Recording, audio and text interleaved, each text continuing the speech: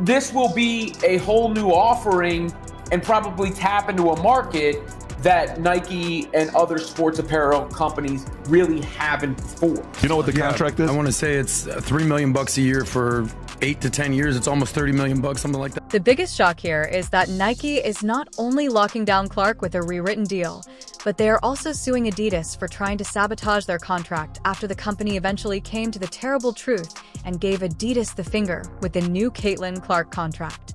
These leftists are idiots. Idiots. They're not about business. They're not about growing the WNBA. They're about diversity, equity, and inclusion. This is insanity, what they're doing to Caitlin Clark. Legally speaking, it goes without saying that two rivaling titans cannot just tamper with each other's athlete roster in that way. Now, Adidas is fumbling with the argument that they only offered Clark an offer, which she declined.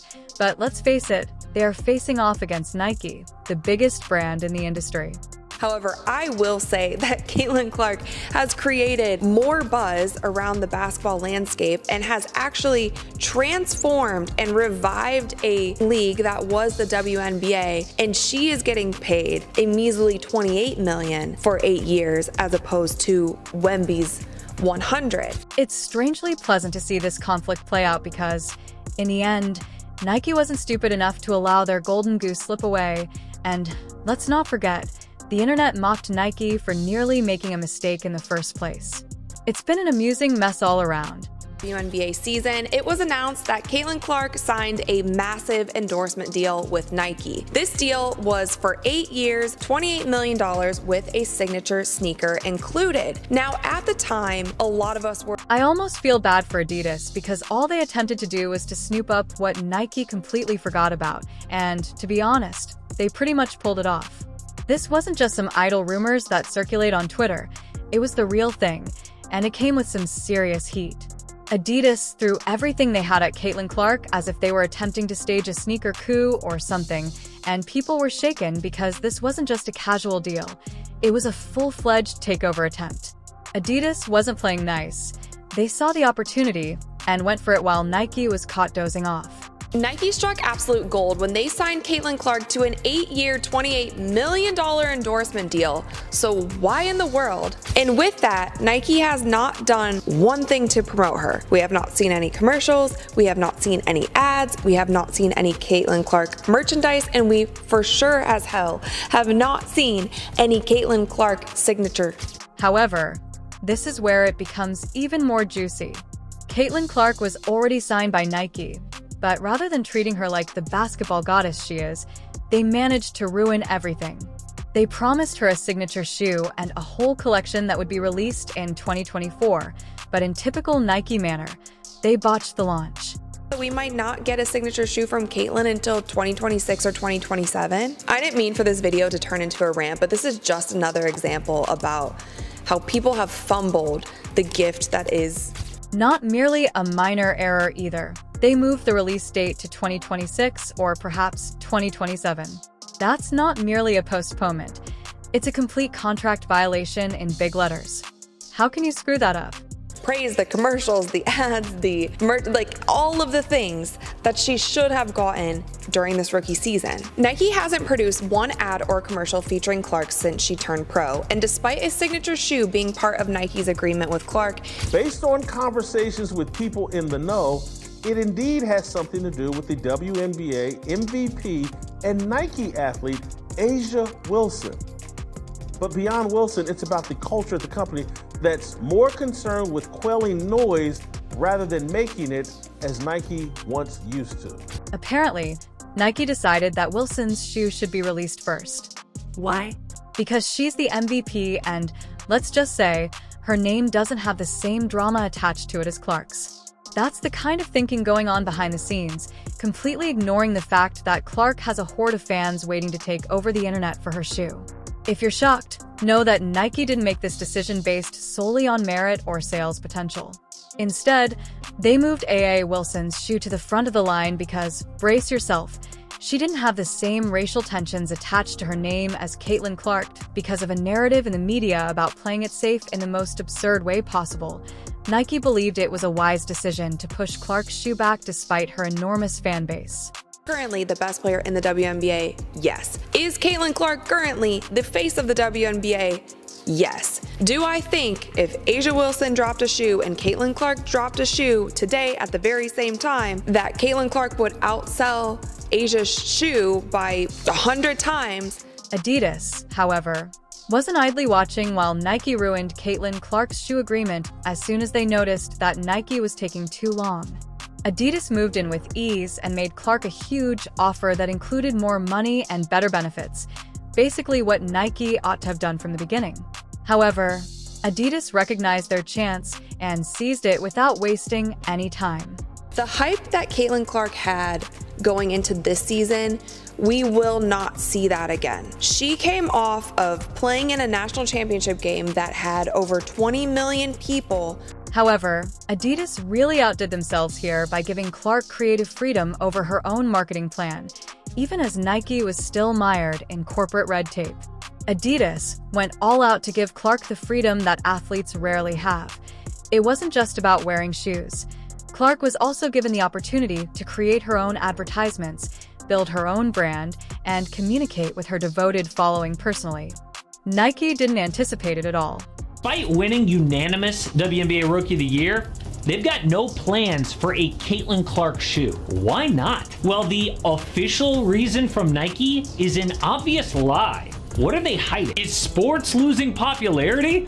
No, Adidas has done pretty well over that time despite ending their partnership with... And the shoe release schedule comes next. Remember how Nike insisted on releasing Clark's signature shoe later and later, from 2024 to 2025, and possibly even 2026. Adidas wasn't playing that game. They assured her of a quicker release date, so her followers wouldn't have to wait a century to own her shoes. Adidas recognized that Clark's followers weren't going to wait around indefinitely and were eager to have her sneaker as soon as possible, while Nike was still fumbling with paperwork to come up with a launch plan.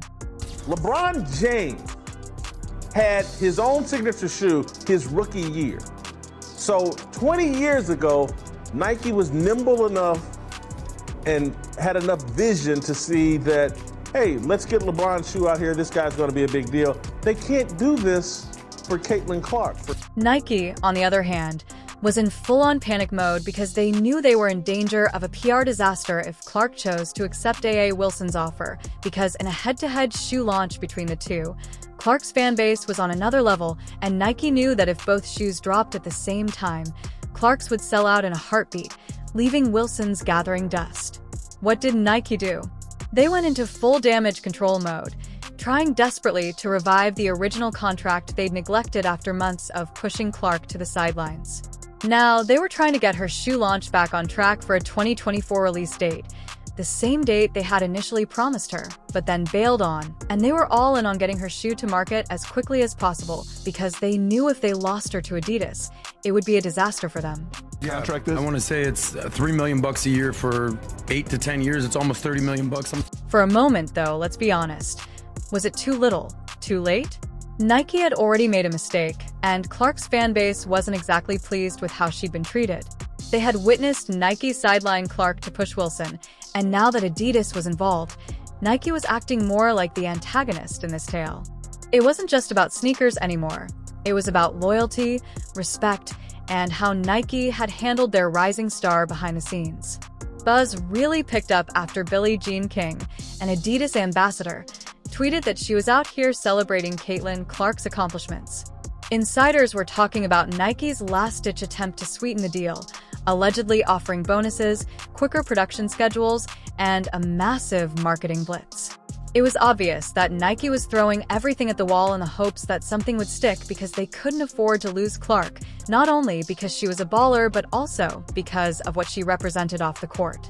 Losing her to Adidas would be a huge blow to Nike's reputation, especially with all the racial and social dynamics already at play. Landed a major endorsement deal with Adidas. This partnership is a game changer. It's a huge win for Clark and for women's basketball. There were rumors of a lawsuit, as if that weren't enough drama. On top of everything else, there was talk of a legal showdown between two of the biggest sports brands in the world. Brewing, yes. Nike wasn't just sitting around trying to fix the deal. They were also getting ready to go after Adidas legally. They were accusing Adidas of contract manipulation, essentially saying that Adidas had violated certain clauses in Clark's original Nike contract. Nike wasn't about to let Adidas swoop in and steal their athlete without a fight. This will be a whole new offering and probably tap into a market that Nike and other sports apparel companies really haven't before. Obviously, little girls are going to wear them. I think plenty of dudes are going to wear them. You're just going to see those things in high demand. Adidas made their move, and now Nike was trying to claw their way back into the game. Whether or not they could actually stop Adidas from signing Clark was still up in the air, but one thing was certain: Nike wasn't going down without a fight. If you say it wasn't that big of a deal, you should know that these huge endorsement contracts aren't just casual agreements. They're airtight. Athletes don't get to hop from one brand to another whenever they feel like it, especially when there is an exclusivity clause involved. And guess what? Nike has that exact clause in Caitlin Clark's contract that probably states loud and clear that Clark cannot endorse any other brands, especially their biggest rival Adidas, while under contract. However, Adidas apparently decided to push their luck anyhow. So, what is Adidas being accused of? Rumor has it that Adidas has been working behind the scenes to try to sweet-talk Clark into believing she deserves more than Nike is offering. Some whispers even suggest Adidas may have added a few extra perks under the table to lure her over. Sure, the sports war game is cutthroat, but this time, Nike claims Adidas crossed a line. Adidas should have known better than to tamper with that exclusivity clause in Clark's initial Nike contract, but they are allegedly using some backstage tactics to snatch Clark away.